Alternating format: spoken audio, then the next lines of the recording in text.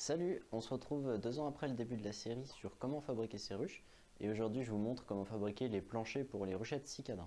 C'est parti. Voici un modèle 3D de notre plan de ruchette au format d'Adam, avec ici la planche d'envol, les tasseaux pour pouvoir surélever la ruche, et les deux morceaux sur les côtés qui vont permettre l'assemblage de tout ça.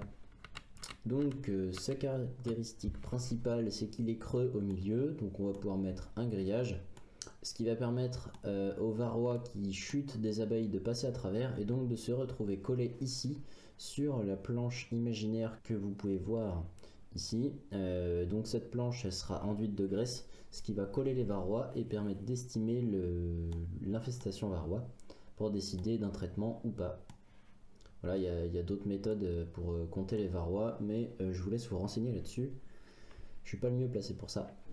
Moi je vais le fabriquer en planche de menuiserie blanche de 4,70 m de long parce que c'est pas très cher et ce bois convient parfaitement pour ce type de fabrication. En plus on va le traiter après au feu de bois et à l'huile de lin, donc ça va suffire. Et voici nos dimensions. Ça c'est les pièces avec les cotes que vous pourrez retrouver en description de la vidéo. Je vais vous mettre un petit lien pour que vous puissiez les télécharger. Et ici, ce panneau là, c'est la surface qu'il faut en grillage et en lange. Donc voilà, je vous laisse passer à la suite de la vidéo pour regarder la fabrication. C'est parti!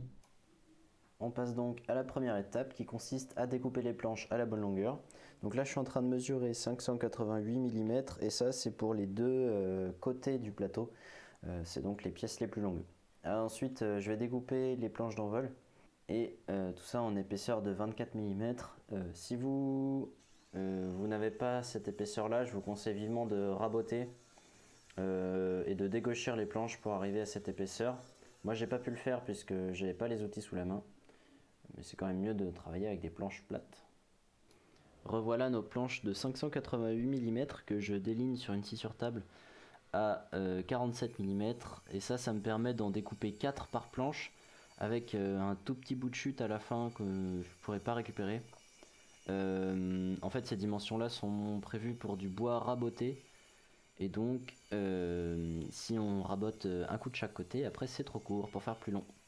Donc voilà, vous allez me voir découper tous les morceaux un par un.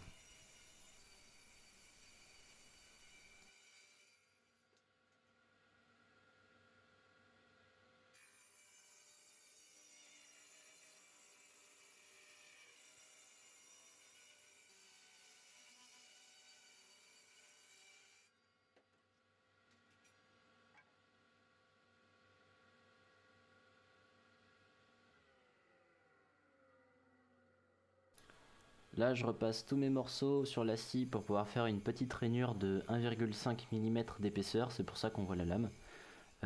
Et ça me permet de glisser mon grillage à l'intérieur vu qu'il fait pile poil cette épaisseur là. Et en largeur, j'utilise une rainure à mi-bois, donc à 12,5 mm de largeur.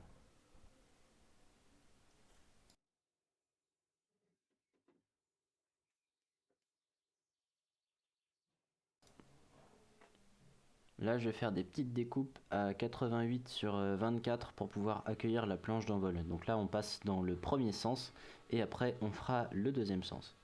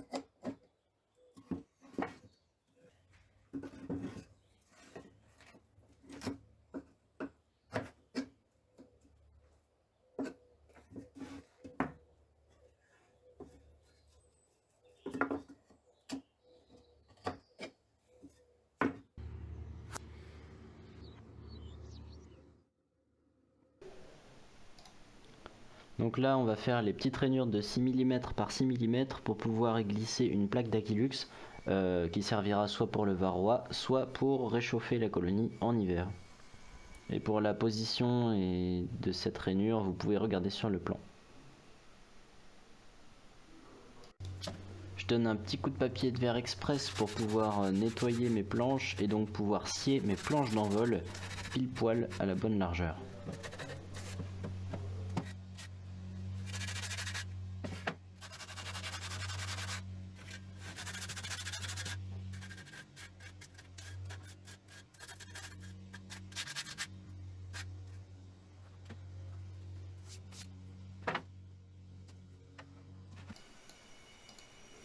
Là je les découpe à 88 mm de large et la petite chute on pourra s'en servir de tasseau pour surélever la ruche à l'arrière. Et on passe directement au montage. Il va vous manquer les grands tasseaux qui surélèveront les ruchettes.